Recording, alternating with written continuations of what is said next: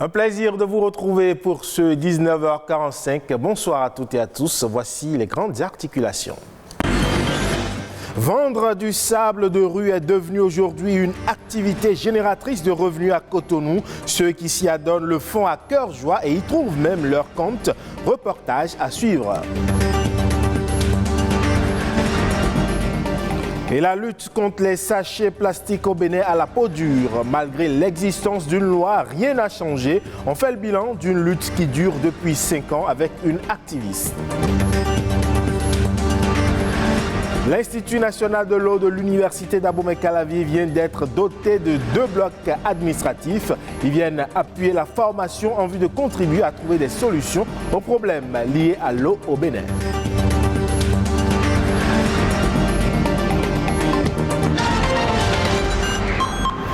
Merci à vous de nous rejoindre. Face aux difficultés économiques quotidiennes, de nombreux jeunes béninois ne cessent de développer des idées. Leur nouvelle trouvaille, c'est le ramassage et la vente du sable de rue, une activité génératrice de revenus de plus en plus en vogue à Cotonou et environ. Ainsi, il est parfois aisé de voir des jeunes gens munis de pelles, de balais et de sacs transformés en agents d'entretien le temps de leur activité. Arnaud Adadja s'est intéressé à ce nouveau business. Des sacs qui contiennent du sable exposé à la vente pour diverses raisons.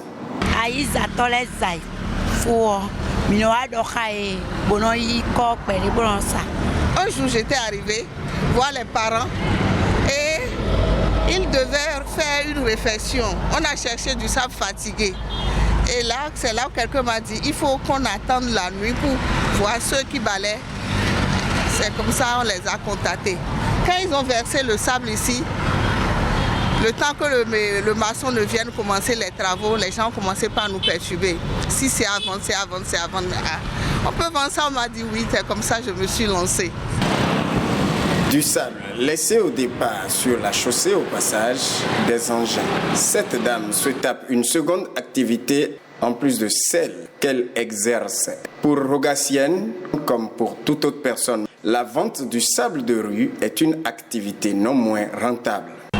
Ce sac que vous voyez, c'est un sac de 50 kg. C'est ça là, je vends ça à 500 francs.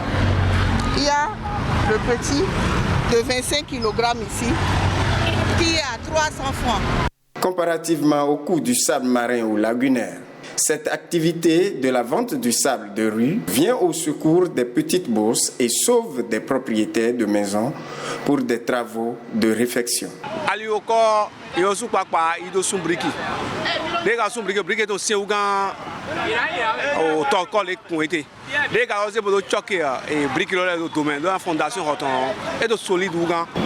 Et pourtant, ce sable serait peu recommandé. On a eu à utiliser des solutions lavantes pour laver ce genre de sable.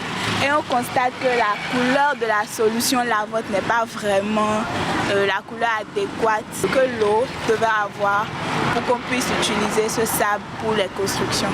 Moi, je ne conseille pas à aucun client de payer les sables de rue. Parce que les sables de rue, là, il y a des huiles à moteur qui coulent dessus. Ça ne peut pas tenir le ciment. Comme il est dans ils sont briqués. À ce que je sache, le sable qui doit être utilisé pour les travaux de construction, ça doit être un sable propre, sans impuretés, sans matière organique. Au-delà de son caractère peu recommandable, c'est le film d'un nouvel épisode en termes d'innovation face aux difficultés de la vie qui commence sous les yeux des Béninois.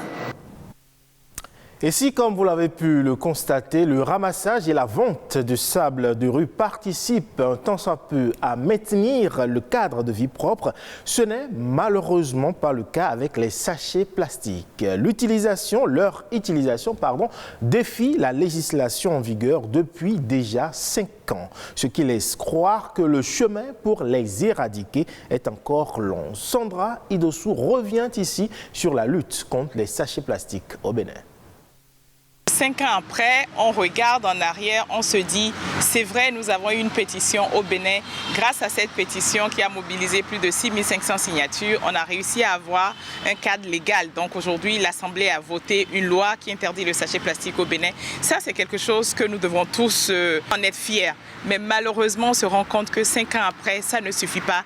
La loi n'a pas suffi pour amener les Béninois à respecter un certain nombre d'engagements pour leur propre santé. Il faut absolument que le gouvernement accompagne cette loi en mettant en place ce qu'il doit faire pour qu'effectivement le sachet ne soit plus aussi présent dans notre quotidien. L'urgence, c'est que le gouvernement mette en place la répression. On a tous vu ici, quand on a dit qu'il fallait qu'on mette les casques, il a fallu qu'on mette des policiers sur nos routes pour que les populations comprennent que c'était pour leur santé. Aujourd'hui, on a quelques évolutions.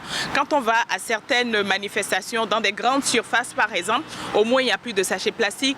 Quelques entreprises font l'effort de donner des emballages en papier, des emballages bio. Donc je pense qu'on a commencé quelque part. Sauf que pour que les résultats soient plus visibles, il faut absolument que les sachets soient interdits. Et malheureusement, nous en tant qu'acteurs de la société civile, nous n'avons pas les moyens d'arrêter les importateurs, d'arrêter les commerçants. C'est à l'État de faire ce rôle et je lance encore cet appel pour dire une fois encore, c'est à l'État de jouer ce rôle. Moi, si le gouvernement a vraiment envie que les Béninois vivent dans un environnement propre, sain, sans sachets plastiques et en respectant leur propre santé, je suis sûre que le gouvernement se donnera les moyens pour que la répression commence. Il faut d'abord que les populations elles-mêmes comprennent que manger dans le sachet plastique, c'est comme si on se creusait soi-même, ça tombe. Je voudrais juste que les gens retiennent ça.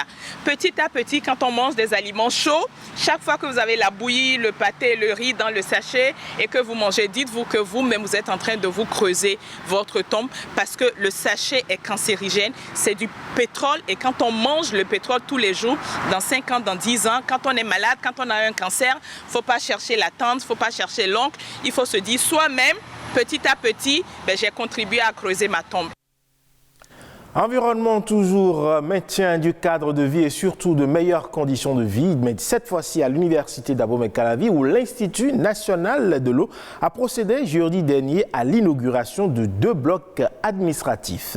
Financés par la coopération néerlandaise au Bénin, le joyau est un attribut du projet OMI Delta, un projet du ministère de l'eau et des mines qui vise le renforcement des capacités organisationnelles et individuelles des parties prenantes de la stratégie nationale d'approvisionnement en eau potable. Jean Nombimin et Martial Bettero y étaient. Je voudrais donc remercier à nouveau l'architecte pour le travail qui a été fait et souhaiter que le bâtiment que nous allons prendre possession ici puisse être utilisé à bon escient. Ce sont là les mots de satisfaction du directeur général de l'Institut national de l'eau de l'université d'Abomey-Calavi. Composé de part et d'autre d'une aile d'environ 700 mètres carrés, ce joyau est destiné non seulement à abriter les services administratifs de l'INE, mais aussi quelques salles de cours pour les étudiants. Ce qui nous réunit ce jour revient d'abord aux autorités centrales de notre pays qui ont su orienter, définir des priorités de développement et orienter vers nous des partenaires sensibles à nos besoins. Ces blocs administratifs résultent de la concrétisation du projet OMI Delta, une preuve de la bonne collaboration entre le Bénin et les Pays-Bas. Nous avons décidé de financer la réalisation de l'étude de Delta de Remé à travers du programme OMI Delta. Et nous avons décidé d'appuyer l'INE. Pour le représentant du ministre de l'eau et des mines, ce joyau n'est que le début d'une série. Aucun effort ne sera ménagé pour fournir de l'eau potable, de l'eau pour tous les usages à nos concitoyens.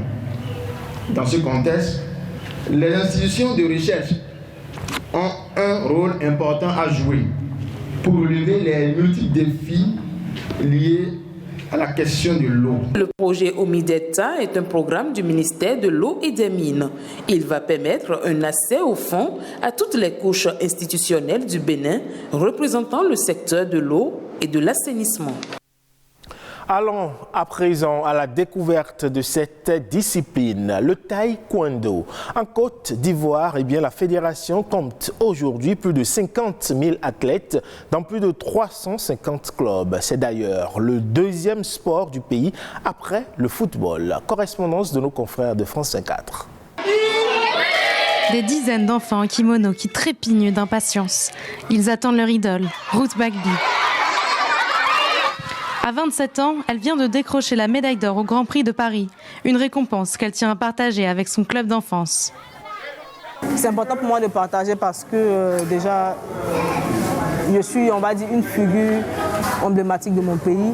Il y a beaucoup de jeunes qui me regardent et qui veulent faire comme moi. Donc pour moi, c'est important de partager mon expérience pour les inspirer davantage dans la réalisation de leurs rêves. Ils rêvent tous de marcher dans ses pas. Dès le plus jeune âge, ils s'affrontent en duel, s'entraînent sous l'œil attentif de Monsieur Georges. C'est lui qui a conduit Ruth jusqu'au haut niveau. Pour 5 000 francs CFA, soit moins de 10 € par mois, ces petits taekwondoïstes apprennent l'agilité et la rapidité face à leur adversaire. Mais Maître Georges met surtout l'accent sur le respect et la bienséance. Le taekwondo, il y a le côté sportif et il y a le côté éducation. Ils ont des matières théoriques, ils ont des matières pratiques quand on les évalue. Donc ça veut dire qu'on donne un enseignement de base d'éducation d'abord à ses enfants. Un sport qui plaît aux plus jeunes, mais aussi aux anciennes générations. C'est dans ce temple, l'un des plus grands d'Afrique, que Ruth s'entraîne quand elle rentre au pays. Aujourd'hui, elle partage le dojang avec Jean-Marc Yassé, président de la Fédération ivoirienne de taekwondo et maire de Cocody. Il a commencé le taekwondo lorsqu'il était dans l'armée, une pratique obligatoire pour tous les militaires. C'est en partie à cause de ça que le sport est devenu si populaire. Pour lui, sa discipline, qui compte plus de 50 000 licenciés, est un atout pour le développement de la Côte d'Ivoire. Ça a permis à recadrer les gens. Certaines personnes qui le faisaient d'abord, pour pouvoir faire autre chose, se sont recadrés et recentrés pour dire que non, voilà, ils étudiaient ou ils enseignaient, ils se calmaient et ça nous orientait les uns et les autres. Et je pense que c'est bénéfique cet art martial. En 10 ans, le nombre de licenciés a triplé. Et avec les Jeux Olympiques 2024, les Ivoiriens espèrent avoir encore plus de médailles. Et c'est tout pour ce 19h45. Merci pour votre aimable attention. Retrouvez cette édition sur le site de l'ORTB, www.ortb.bj. Merci à toutes et à tous. À bientôt.